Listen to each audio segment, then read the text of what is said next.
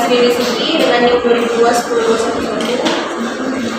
Saya akan membacakan tentang pengertian analisis kebijakan.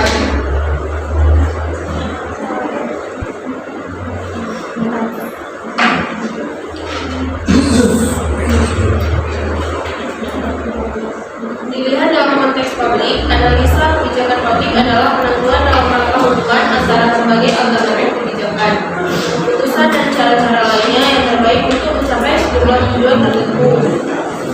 Nagel 1984. Tulisan ini memberikan gambaran bahwa analisa kebijakan adalah metode atau disiplin untuk mengkaji, mengenali, merumuskan permasalahan yang dihadapi, kemudian mengembangkan, menilai, serta memilih alternatif kebijakan guna memecahkan permasalahan atau tujuan yang diinginkan.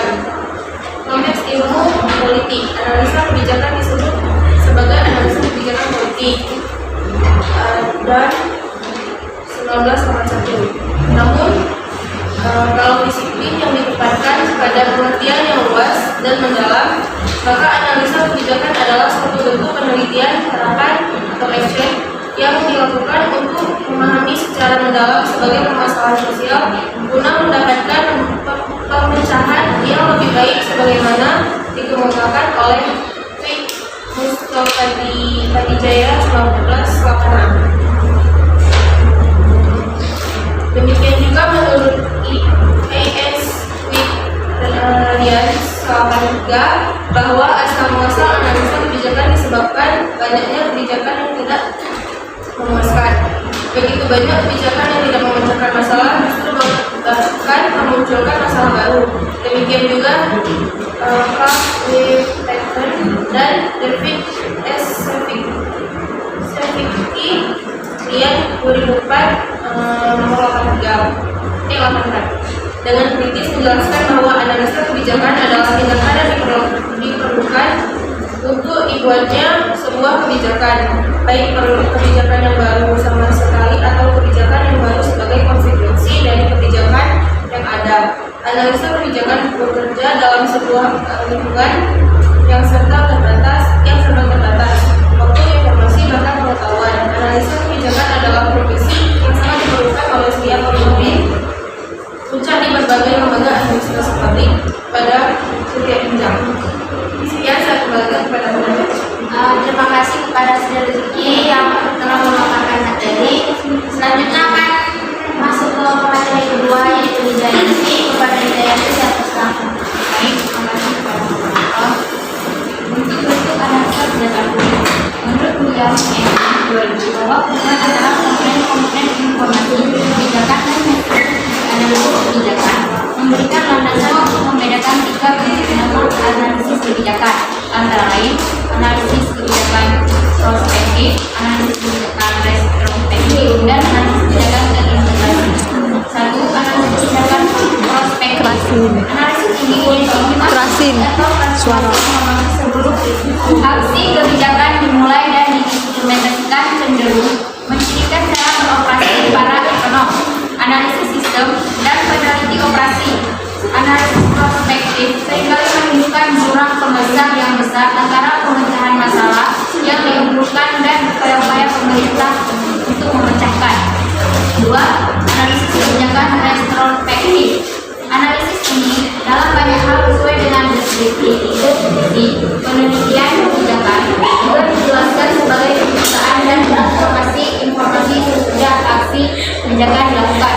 Hal ini mencakup berbagai jenis kegiatan yang dikembangkan oleh oknum analisis, yaitu satu, kelompok analisis yang berorientasi pada disiplin, dua, kelompok analisis yang berorientasi pada masalah, dan tiga, kelompok analisis yang berorientasi pada aplikasi. Tiga, analisis kebijakan yang terintegrasi. Analisis ini merupakan analisis yang mengkombinasikan gaya operasi para praktisi yang menaruh perhatian pada penciptaan dan transformasi informasi sebelum dan sesudah tindakan kebijakan diambil.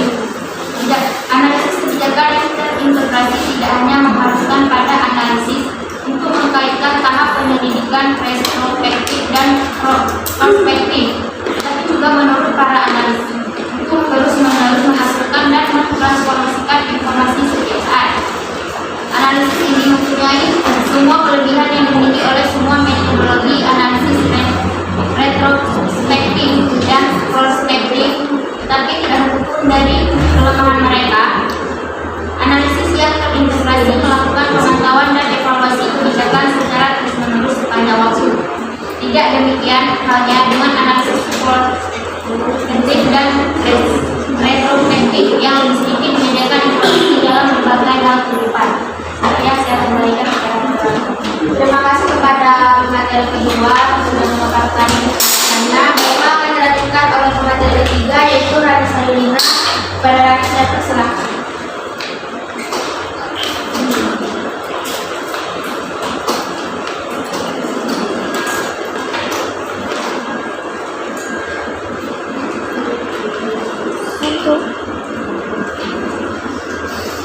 Kebijakan sosial. Kebijakan sosial adalah salah satu bentuk dari kebijakan publik. Kebijakan sosial merupakan ketetapan pemerintah yang jauh kali orang merespon isu-isu yang bersifat publik, yakni mengatasi masalah sosial atau memenuhi kebutuhan kesehatan dalam arti spesifik atau selektif.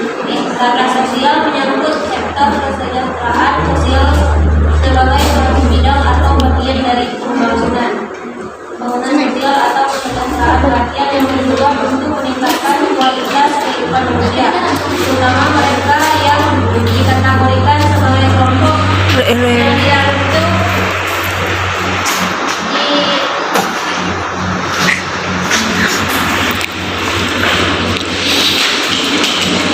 kelompok mereka. Kemudian daripada itu, maka hukuman dan melihat kebijakan sosial dari tiga sudut pandang, yakni kebijakan sosial sebagai proses, sebagai produk, dan sebagai kinerja atau capaian. Pertama, sebagai suatu proses, kebijakan sosial menuju pada tahapan perumusan kebijakan dalam adanya lima variabel sosial, politik, dan teknik metodologi. Kebijakan sosial merupakan suatu tahapan untuk membuat sebuah rencana tindak yang dimulai dari pengimplementasian kehidupan. Penanaman alternatif tindakan penyelesaian strategi kebijakan. Terima kasih kepada materi ketiga yang memaparkan materinya. Baiklah, kita lanjut kepada materi keempat yaitu Ahmadiyah Nanda. Kepada Ahmadiyah Nanda saya persilahkan. Kedua, kebijakan sosial sebagai suatu produk. Kebijakan sosial adalah hasil dari proses perumusan kebijakan atau perencanaan sosial, yaitu mencakup segala bentuk peraturan perundang-undangan proyek. Ketiga, kebijakan sosial sebagai suatu kinerja atau permen kebijakan sosial merupakan deskripsi atau evaluasi terhadap hasil pengimplementasian produk kebijakan sosial atau pencapaian tujuan suatu rencana pembangunan. Kebijakan sosial dalam pengertian ini menyangkut kegiatan analisis unsur negatif sebagai akibat dari diterapkannya suatu peraturan perundang-undangan atau suatu program. Secara khusus, dimensi ketiga ini biasanya diistilahkan dengan analisis kebijakan sosial.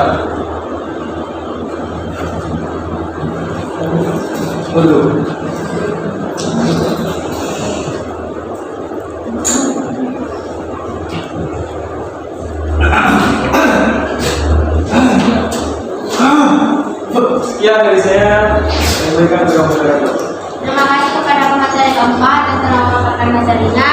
Baiklah, lanjut ke materi kelima yaitu Muhammad Iqbal. Kepada Muhammad Iqbal saya persilakan. Analisis kebijakan sosial pertama-tama. Kebijakan sosial yang kami lagi adalah peraturan daerah pemerintah pertama-tama tentang keberadaan pedagang kaki lima PKL yang dinilai di samping usaha khusus dan situasi juga karena memandang sudah tidak sesuai lagi dengan perkembangan kota dengan segala kemajuan dan perubahan yang telah terjadi. Hal ini dilihat pada dasar hukum yang merupakan ajuan dipakai pada PKL di Kota Makassar seperti 1. Peraturan Daerah Nomor 10 Tahun 1990 tentang pembinaan pedagang kaki lima dalam wilayah Kota Makassar. 2. Keputusan Wali Kota Makassar Nomor 44 Tahun 2002 tentang penunjukan beberapa tempat pelataran yang dapat dan tidak dapat dipergunakan oleh pedagang kaki lima di dalam wilayah Kota Makassar. 3. Peraturan Daerah Nomor 12 Tahun 2004 tentang pengurusan pasar dalam daerah Kota Makassar. 4. Keputusan Wali Kota Makassar Nomor 20 Tahun 2004 tentang prosedur tetap protap penertiban bangunan dan kegunaan pedagang sektor informal atau PKL dalam wilayah Kota Makassar. 5. Peraturan Daerah Kota Makassar Nomor 6 Tahun 2006 tentang rencana tata ruang wilayah Kota Makassar tahun 2005 sampai 2015. 6. Keputusan Wali Kota Makassar Nomor 651 Tahun 2007 tentang kawasan G4 Jalan sebagai percontohan kebersihan dan pedagang peraturan daerah Kota Makassar. PKL dalam melakukan perlawanan selama ini didampingi beberapa bentuk organisasi pedagang kaki lima, antara lain seperti Asosiasi Pedagang Kaki Lima, Aspek Street 5, Lembaga Advokasi dan Pendidikan Anak Rakyat atau LAPA, Peraturan Pedagang Kaki Lima, PPK Kaki Lima, Aktivis Aktif, Society Institute atau ASSIM, terkait dalam memperjuangkan orang-orang yang kemampuan ekonominya lemah di Kota Makassar. Kenyataannya bahwa memang ada pengakuan secara legal terhadap eksistensi PKL Kota Makassar yang ditandai dengan berbagai peraturan yang disahkan untuk mengatur kegiatan-kegiatan PKL. Para PKL membentuk organisasi atau kelompok perlawanan terobosan ini dilakukan dengan sarana untuk mengantisipasi sejumlah perlakuan yang sewaktu-waktu datang macam dengan beberapa tahap seperti tahap pergerakan, kesadaran dan kebersamaan, bentuk organisasi gerakan, berapatan tulisan melakukan perlawanan, melawan petugas, berjualan di tempat terlarang, menolak relokasi, dan melakukan unjuk keinginan. Sekian telah saya kembalikan kepada moderator. Terima kasih kepada pemateri penerima yang telah memaparkan materinya. Baiklah, kita masuk ke sesi tanya jawab. Kepada teman-teman yang ingin bertanya, saya persilakan. Kepada teman-teman yang ingin bertanya, saya persilakan.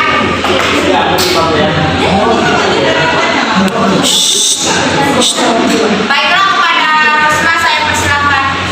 Assalamualaikum warahmatullahi wabarakatuh. Waalaikumsalam warahmatullahi wabarakatuh. Saya Rosma Sofiani ingin bertanya kepada kelompok 5. Coba jelaskan hubungan antara analisis kebijakan prospektif, analisis kebijakan retrospektif, dan analisis kebijakan yang terintegrasi.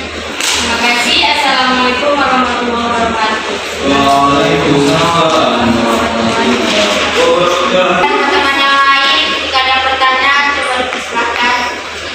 Oke, kepada moderator ini, saya persilakan. Assalamualaikum warahmatullahi wabarakatuh. Waalaikumsalam warahmatullahi wabarakatuh. Saya moderator ini ingin bertanya kepada MTRI, apa hubungan kebijakan sosial dengan kebijakan politik? Ya. Terima kasih kepada moderator ini. Baiklah, yang teman-teman yang ingin bertanya. Baiklah, teman-teman yang ingin lanjut bertanya, saya persilakan. Oke, kepada saya persilakan. Assalamualaikum warahmatullahi wabarakatuh. Saya Rani Helmina.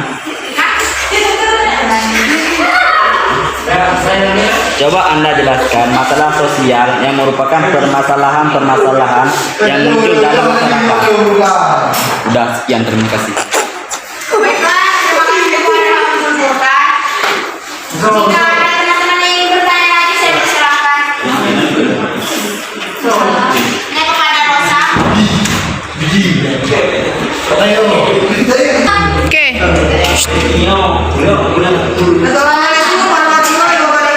Waalaikumsalam warahmatullahi wabarakatuh. Saya Rosa Dunda dengan NIM 2021-0199 ingin bertanya kepada kelompok 5. Di sini kalian membahas bahwa pemerintah Kota Makassar menciptakan kebijakan untuk peraturan daerah pemerintah Kota Makassar tentang keberadaan pedagang kaki lima itu sendiri dengan menetapkan beberapa peraturan perundang-undangan yang melarang pedagang kaki lima mendirikan dagangannya di sembarang tempat. Nah, di sini PKL atau pedagang kaki lima yang biasa disebut pedagang kaki lima, mereka mendirikan dia mulai ceritanya. Kawan-kawan harap dikontrol sini jawab suaranya. Keberadaan PKL ini sendiri tentunya ada karena beberapa faktor. Yang salah satunya mungkin keberadaan PKL yang berada pada kawasan yang tidak ditetapkan, sudah diizinkan oleh pemerintah, mungkin didukung oleh beberapa faktor. Yang pertama mungkin keadaan atau suasana di daerah tersebut ramai pengunjungnya. Nah, yang kedua mungkin mereka mendapatkan lahan yang cocok untuk mereka berjualan dan mendirikan dagangannya di suatu tempat tersebut. Nah, pemerintah sendiri melarang mereka untuk berjualan di daerah tersebut karena mungkin akan mengganggu kegiatan pembangunan kota atau mengganggu pemandangan kota atau mengganggu ketertiban lalu lintas. Nah, mungkin karena kan pedagang kaki lima ini di kaki lima, otomatis mereka tentunya mengganggu. Nah, pemerintah melarang mereka berjualan, menciptakan beberapa peraturan perundang-undangan. Dan pemerintah sendiri juga memberikan solusi dan mendirikan beberapa lahan untuk mereka berjualan. Tapi mereka tidak ingin berjualan di lahan tersebut. Tentunya ada dengan beberapa faktor juga, mungkin dengan beberapa alasan juga. Karena mungkin di daerah yang disediakan oleh pemerintah tidak ramai, mungkin tidak cocok untuk mereka berjualan dengan jenis jualan dagangan mereka. Sejauh ini apa yang sudah dilakukan pemerintah agar daerah tersebut ramai pengunjungnya supaya PKL ini nggak bandel, nggak tetap di tempat mereka yang berjualan yang dilarang oleh pemerintah. Apa yang sudah dilakukan pemerintah sehingga untuk membuat PKL ini menuruti peraturan yang sudah diciptakan oleh pemerintah agar tidak ada pemberontakan dari organisasi-organisasi yang mendukung PKL itu sendiri. Sekian dari saya. Terima kasih.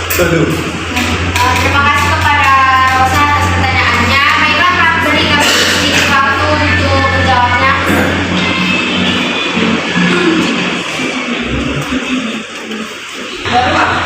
Ya, assalamualaikum warahmatullahi wabarakatuh.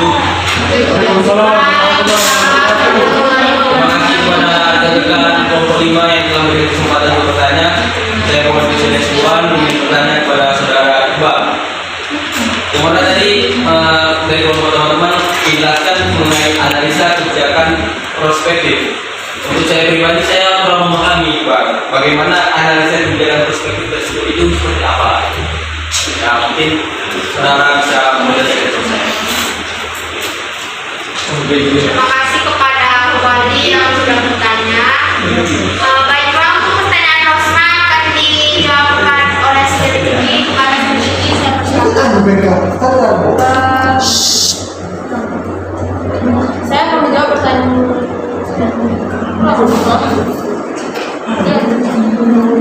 Lanjut, jangan dipotong. Saya akan menjawab pertanyaan dari Rosma.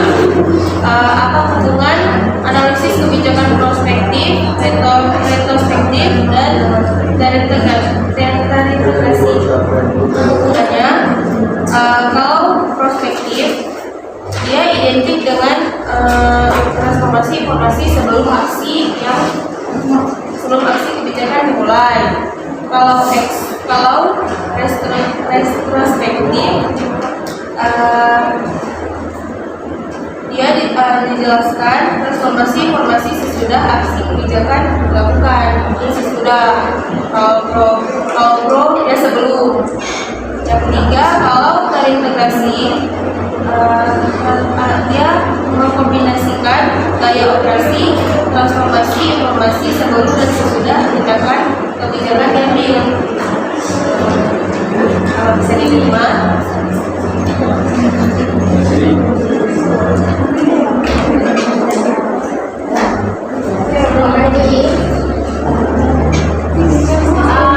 Apakah Rosma bisa menerimanya? Oke.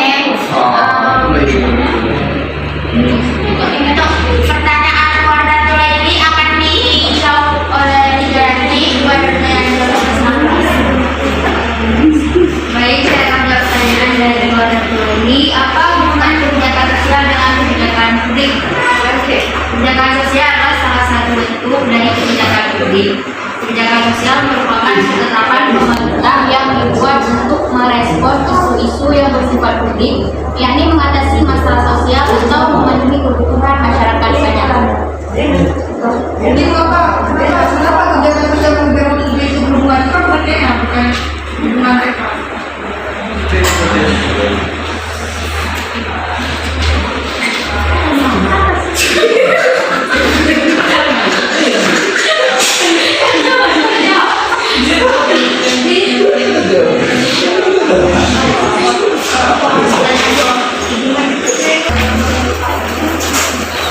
Saya akan menjawab pertanyaan dari kuadratura ini. Apa hubungan kebijakan sosial dengan kebijakan publik?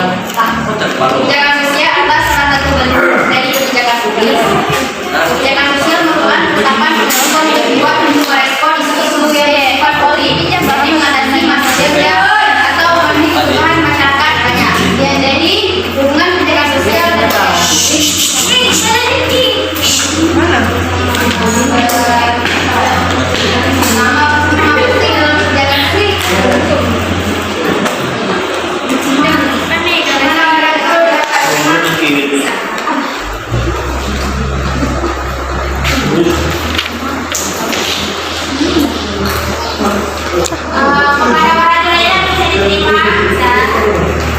baiklah, kita akan kembali menjawab pertanyaan dari Abdul Furqan yang akan dilakukan saya Nina. Kepada Rani saya persilakan.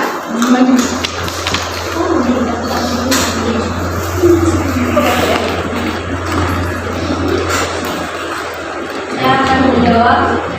Pertanyaannya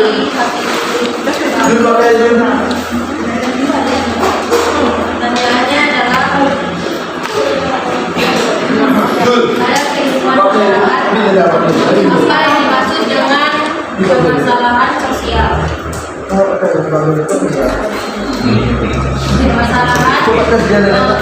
Permasalahan sosial merupakan permasalahan yang muncul dalam masyarakat bersifat sosial dan berbeda antara nilai-nilai sosial dan lembaga-lembaga pemerintahan. Tapi Zul, apa bisa diterima? Apa bisa diterima? Baiklah, terima kasih. Untuk pertanyaannya, Wali akan dijawab oleh Iqbal. Kepada Iqbal, saya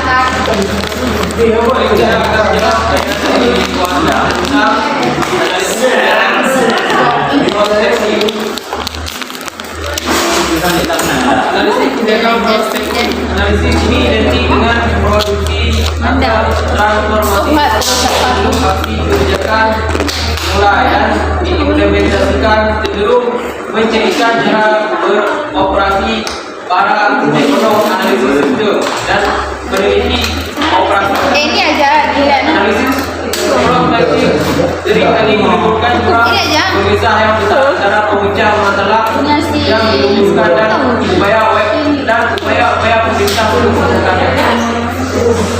kepada semuanya bisa diterima. Jadi tidak sebelum kerja ya.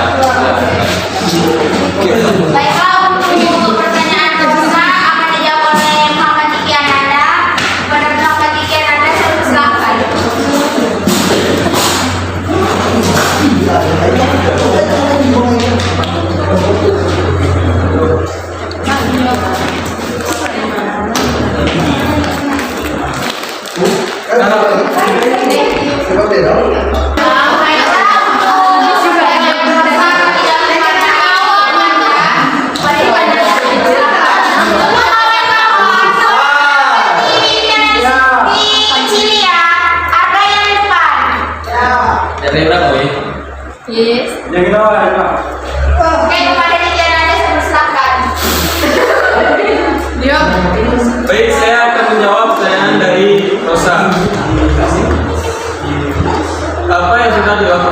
pemerintah untuk membuat PKL turut kepada aturan pemerintah. Upaya pencegahan yaitu upaya dengan menempatkan fungsi pembinaan oleh aparat Satpol PP kepada PKL agar sadar hukum dan mematuhi peraturan daerah yang ada, berupa pemberian saran dan solusi agar para PKL mencari lahan kosong milik penduduk untuk dinominasikan sebagai lokasi tempat berjualan. Kedua, penyuluhan oleh aparat Satpol PP yakni berupa penyampaian program-program pemerintah, pengenalan perda serta produk hukum lainnya agar masyarakat dan PKL lebih sadar hukum dan patuh terhadap Itu upaya yang dilakukan pemerintah. Seperti yang kita ketahui, pemerintah berupaya untuk memindahkan PKL ini ke tempat yang mereka sudah sediakan. Tetapi banyak faktor kenapa PKL tak mau menerima tempat yang sudah mereka sediakan. Sedangkan di situ tempat yang mereka bukan ilegal. Kenapa PKL masih betul di tempat yang ilegal? Kenapa menurut mereka itu cocok untuk mereka berjualan? Nah, menurut mereka tempat yang disediakan oleh pemerintah ini tidak cocok. Makanya mereka membandel, tetap mau pindah. Apa yang dilakukan pemerintah supaya tempat tersebut hidup sehingga mereka merasa cocok untuk mereka berjualan. Kalau kita dari upaya-upaya pemerintah, kita fokus sosialisasi itu menumbuhkan rasa taat hukum kepada PKL tersebut. Namanya juga PKL, mereka tidak pasti mencari nafkah. Jika mereka pindah situ, tapi nggak ada yang beli, sama aja. Mereka ada nafkah, nggak ada yang beli. Mengapa? Jadi pasti mereka memikirkan hal-hal atau peraturan yang membutuhkan bagi mereka. Makanya peraturan yang membutuhkan bagi mereka. Jadi di sini tidak pertanyaan itu sejauh mana yang sudah dilakukan pemerintah itu untuk PKL itu turun. Seperti yang kita ketahui, pemerintah sudah melakukan upaya-upaya agar para PKL ini tidak berjualan pada tempat yang tidak dianjurkan, yang mengganggu kenyamanan perkotaan. Karena kan PKL masih jualannya di daerah kota, daerah rumah. Nah, pemerintah sudah melakukan upaya, tapi PKL ini sudah ada. Tapi orang kita tidak pindah ke tempat yang sudah disediakan pemerintah karena alasan-alasan tertentu seperti yang saya sebutkan sebelumnya. Mungkin faktor tadi kami tempat yang disediakan pemerintah karena tempat jualan. Apa solusi pemerintah supaya tempat tersebut cocok buat mereka berjualan? Supaya mereka para PKL yang ada ini merasa bahwa tempat tersebut memang cocok untuk mereka dirikan bisnis mereka. Baiklah, saya akan menjawab sepengetahuan saya ya. Karena gini ya, karena PKL itu memang nyari tempat di mana itu nyaman untuk berjualan. Ya kalau di pinggir-pinggir jalan itu kan memang mengganggu lalu lintas ataupun keindahan kota gitu kan. Tapi memang seperti yang juga kita ketahui, PKL ini membantu sih dikasih aturan kayak gini, tapi tetap aja dilakukan. Boleh dibantu? Kalau boleh dibantu, kalau paling Saya coba menjawab juga, kan kita diskusi. Ya benar. Jadi permasalahan tersebut sama juga dengan permasalahan di kabupaten saya, yang mana di suatu tempat PKL itu memang digusur dan pemerintah mempunyai tempat yang baru atau menetapkan PKL itu di tempat yang lebih baik menurut pemerintah dikarenakan tidak mengganggu pengguna jalan dan lain halnya gitu. Tetapi pemerintah tidak hanya sekedar memberikan tempat lalu membiarkan para yang begitu saja. Jadi yang telah dilakukan pemerintahan kabupaten saya setelah mensosialisasikan kepada para PKL pedagang bahwasanya hal tersebut kenapa bisa terjadi digusur karena tidak nyaman dan segala macamnya gitu kan. Tapi pemerintah juga berupaya untuk bisa membuat tempat itu ramai lagi seperti sebelumnya, di tempat sebelumnya dengan cara kita ketahui bahwasanya para pembeli pembeli atau para yang membutuhkan perdagangan tersebut, pasti mereka sebenarnya kalau memang ingin membutuhkan dimanapun tempatnya pasti bakalan dicari gitu kan. Kalau misalnya tempat tersebut memiliki dagangan tersebut memiliki kualitas yang baik, maka tempatnya dagangan tersebut bakalan dikunjungi juga. Biar bagaimana tempatnya, Iya. kalau makanan itu memang enak sesuai sama lidah orang, itu bakal Dicari. Ya, itu yang pertama. Jadi di samping mensosialisasikan bahwasannya itu kenapa bisa digusur, pemerintahan kami juga menekankan atau mengharuskan kepada para pedagang untuk meningkatkan kualitas dagangan mereka. Selanjutnya itu para pimpinan pemerintahan kami juga diwajibkan para ASN atau pegawai-pegawai pemerintahan Kabupaten Serdang Bedagai harus wajib beli di pasar tersebut. Agar apa? Agar roda pemutaran ekonomi di kabupaten tersebut tidak keluar ke daerah lain, tapi tetap berputar di kabupaten Serdang Bedagai tersebut. Jadi dengan adanya para ASN tadi bisa membuat kita masyarakat awam, kami masyarakat awam di sana juga ikut membeli. Karena apa? Karena sudah dicontohkan dari para pemimpin di sana. Jadi intinya dari semua itu adalah pemerintah tidak hanya mensosialisasikan, tapi juga memberi contoh. Kalau guru saya bilang begini, tidak hanya memberi contoh, tapi jadi contoh darinya. Baik, terima kasih Bu Adi tentang jawaban Anda tentang daerah Anda. Maaf, tetapi di sini belum jawab pertanyaan saya tentang yang saya tanyakan kepada Anda, karena saya menanyakan bukan tentang daerah Anda tentunya. Saya menanyakan tentang kajian mereka, tentang makalah penelitian mereka di daerah Makassar. Karena mereka kan menyajikan materi tentang daerah kota Makassar. Ya. Nah, tentunya mereka harus melakukan penelitian terlebih dahulu. Oke. Sebelum bukan memberikan pengkajian tentang makalah penelitian mereka. Benar. Nah, kami juga makalah penelitian satu harus diteliti dulu dengan benar.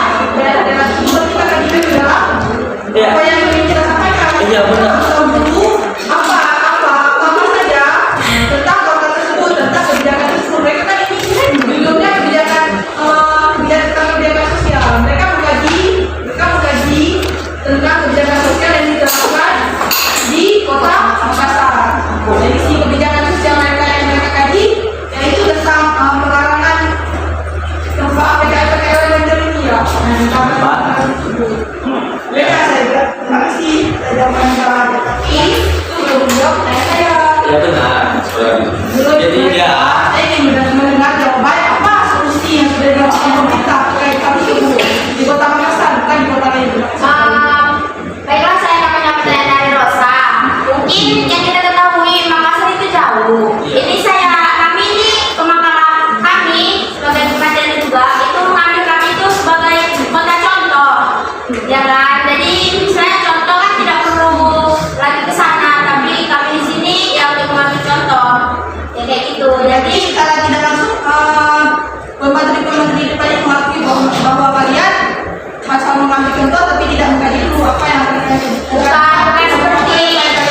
Bukan seperti itu. Kembali lagi, bukannya saya mengabaikan. Kembali lagi kepada makalah-makalah yang lain. Kita tidak salah mengambil contoh dari kota-kota lain. Seperti makalah lain pun ada sering juga mengambil contoh dari ini kan. Ya intinya sih kita boleh mengambil contoh dari situ, dari kebijakan-kebijakan pemerintah. Tapi kita tidak harus bukan memahami sih, bisa dibilang, karena tadi Rosa bilang itu kan makalah penelitian, jadi kita harus meneliti. Kan tidak mungkin kita meneliti ke kota Makassar tersebut. Tunggu. Coba skip bentar. Enggak. Nih saya mau menyanggah pertanyaan dari Rosa tadi. Ini menurut saya Rosa ya. Kalau kita lihat dari contoh-contoh, misalnya seperti makalah yang sudah ditentukan oleh dosen sendiri, kita nggak bisa juga kayak misalnya kita harus meneliti lebih jauh, mengkaji lebih jauh. Sementara lokasi yang ditentukan itu jauh dari jangkauan kita gitu.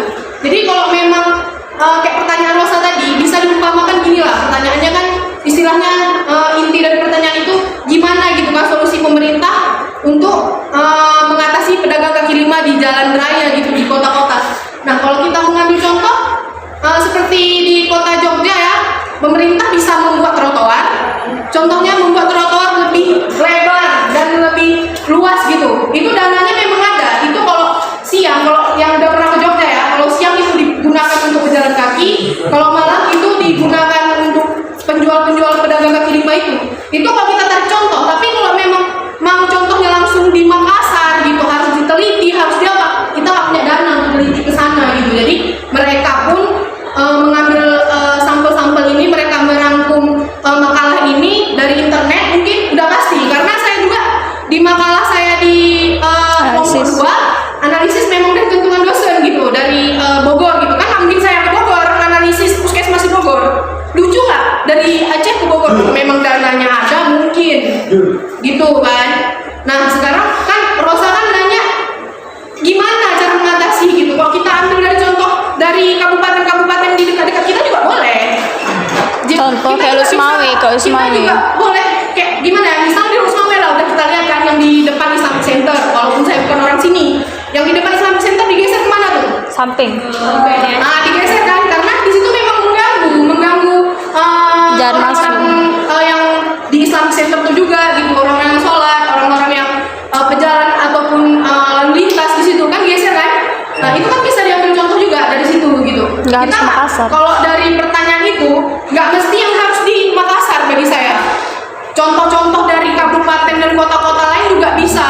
Dan mereka kota Makassar mungkin bisa juga menerapkan peraturan itu di kota mereka gitu, walaupun bukan dari mereka gitu. Mereka bisa melihat dari oh di Jogja seperti ini, oh di Aceh seperti ini, oh di Medan seperti ini, diperbuat seperti ini. Pedagang kaki lima harus diaturkan seperti ini. Harus kita buat seperti di kota Jogja misalnya, harus kita buat seperti di kota Medan misalnya seperti itu. Itu bisa ditarik contoh gitu sama mereka, sama yang di kota Makassar. Pemerintah mereka bisa meniru gitu istilahnya. Kalau meniru yang bagus kan nggak apa-apa gitu kan pencerahan juga gitu. Itu kok menurut saya, tapi kok menurut mereka saya tidak tahu gitu. Sekian dari saya. Mungkin ada yang ingin tambah lagi silakan. Kalau dari kesimpulan dua hal, yang pertama pertanyaan saya perlu terjawab terkait soal kota Makassar, tapi bisa dikaji dalam bisa terjawab atau bisa mungkin diberikan contoh oleh kota-kota lain. Itu berarti Ya karena ini juga kan belajar juga dari makalah yang lain. Di sini kan memang sudah dikasih ke dosen. Berarti bapak itu ngambil contoh dari kota tersebut. Tapi kita kan tidak perlu harus melihat di sana. Kita juga Rosa tadi bilang kan itu apa yang sudah dilakukan pemerintah agar PKL itu nurut sama peraturan. Terus di tempat itu dia itu nyaman gitu kan. Lalu seperti yang sudah dijelaskan juga kepada Fadi, dia itu mengambil contoh kebijakan pemerintah dia untuk para PKL tersebut gitu. Jadi kan karena makalah kondisi di Surabaya, ya nggak mungkin lah kami langsung terjun ke sana gitu. Jadi kepada Rosa, kalau ada ataupun sanggahan ataupun jawaban kami kurang menarik ataupun apa, bisa Anda tambahi. ya baiklah, berarti sebenarnya pertanyaan saya tidak terjawab karena kurangnya informasi di internet, karena kita tidak mungkin melakukan penelitian secara langsung ke lapangan karena saya dan kita tidak memiliki daya untuk pergi langsung ke lapangan. Sekian, terima kasih sudah menjawabnya juga. Setiap pemerintah itu dia sama dia. Setiap pemerintah pasti peraturannya itu sama, nggak jauh beda. Setiap daerah itu peraturannya sama, setiap kota itu sama, bahkan setiap provinsi itu bahkan sama. Yang berbeda itu kadang misalnya di satu provinsi A dan B misalnya seperti kita nggak beda sedikit provinsi kita peraturannya sama provinsi-provinsi lain karena kita terdapat kanun, kita ada otsus, nah seperti itu. Cuman kalau untuk peraturan dasar yang seperti itu mendasar sebenarnya, itu peraturan dasar itu semuanya sama aja. Kalau nggak percaya boleh searching aja nggak apa-apa, itu sama. Itu peraturan mendasar itu pasti cara menanggulanginya hampir sama. Hampir sama, Tidak akan sama semua kan? Tidak bisa disamakan, tapi dia hampir sama. Pasti. Ada yang sama, pasti peraturan Pasti pemerintah pasti mengikat dengan penanggulangannya seperti itu. beda-beda solusi-solusi yang diupayakan ada di Ya kalau menurut saudara Rosa gimana? Menurut saudara Rosa gimana? Para tenaga kami depan. Gimana? Kami mau dengar solusi dari Rosa gitu. Gimana gitu kan? Menurut Anda gitu gimana? Jika saya tahu, saya tidak akan bertanya. Dan setelah kami jawab setelah kami jawab sebisa mungkin, dan saudari tidak menerima, berarti Saya tidak bilang. apa lagi gitu? Saya tidak bilang, saya tidak Tidak bilang, tapi saudari tidak bilang, tapi saudari bilang pendapat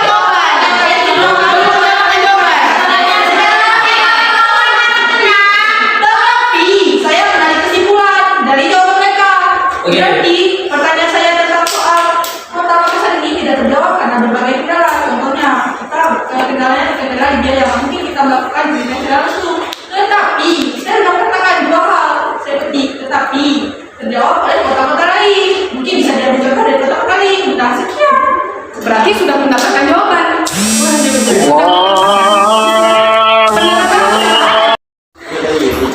Ya ini kalau mau ada jawab kayak langsung ngomong pemerintah Makassar. Iya kan gitu. Jadi kita biar langsung tahu jawabannya itu apa dari pemerintahan Makassar. Iya, selaku Pak Jokowi lagi. Tapi kapannya? Speak up di Instagram Makassar itu kan. Jadi kita ke Makassar langsung karena nggak ada yang kayak dibilang sama. Ada rasa orang bodoh ini, masa kita harus kayak gitu. Kan kayak yang benar tadi itu masalah.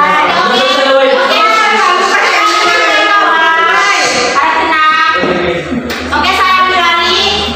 Terima kasih kepada kawan-kawan yang sudah bertanya. Baiklah, kesimpulannya akan dibacakan kepada kalian.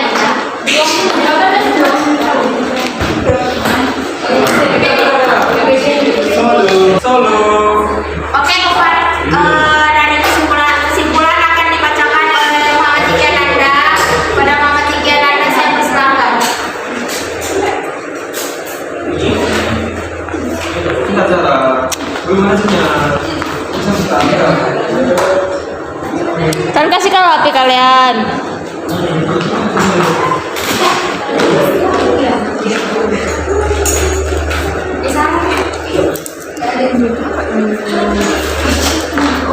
Bacakan terus.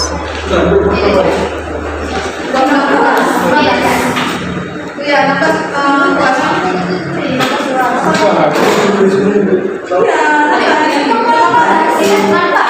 Ini kerekam terus nih ya. Oh, itu Muhammad Tika Nanda. Udah sana. Udah tadi. Baik, di sini saya akan membacakan kesimpulan.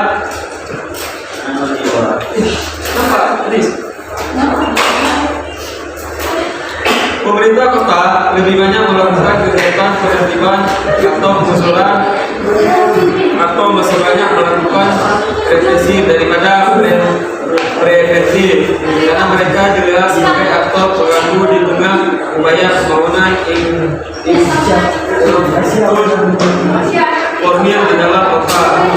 Pada dasarnya pihak pemerintah Udah lah kan dia di belakang. tetap menyeimbangkan secara proporsional antara kepentingan PKL dengan kepentingan pembangunan sektor formal. Ada pemerintah kota berperan menyalurkan aspirasi para PKL, kebijakan lokalisasi di sejumlah zona, penyebaran PKL dan sebagainya. Namun demikian, regulasi yang mendukungnya belum bisa mengakomodir secara maksimal. Langkah-langkah proses penertiban yang dilakukan adalah memberikan surat peringatan, melakukan pendekatan secara persuasif, dan terakhir melakukan penertiban secara paksa terhadap pedagang kaki lima.